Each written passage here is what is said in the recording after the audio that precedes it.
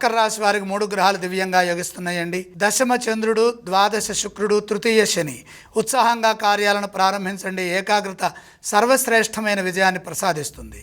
నిర్ణయం తీసుకున్న తర్వాత ఎటువంటి మార్పులు చేయకుండా చంచల నిర్ణయాలకు దూరంగా ఉంటూ స్థిరచిత్తంతో ప్రణాళికలను సిద్ధం చేసి మొదలుపెట్టిన కార్యాన్ని చక్కగా పూర్తి చేయండి. ఫలితాలు బ్రహ్మాండంగా ఉంటాయి. మంచి భవిష్యత్తుని ప్రసాదిస్తాయి.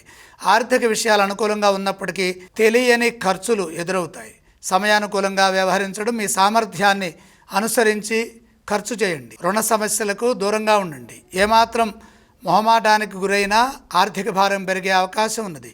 ముఖ్య కార్యక్రమాల్లో విజయం ఉంటుంది. నిరంతర సాధన శక్తినిస్తుంది. మిత్రుల సూచనలు పనిచేస్తాయి. ఇతరులపై ఆధారపడకుండా మీరే స్వయంగా ప్రతి పనిని పర్యవేక్షించండి. మంచి ఫలితాలు లభిస్తాయి. వ్యాపారంలో కూడా ఇదే విధంగా కృషిని కొనసాగించండి. సమయానుకూలంగా వ్యవహరించండి.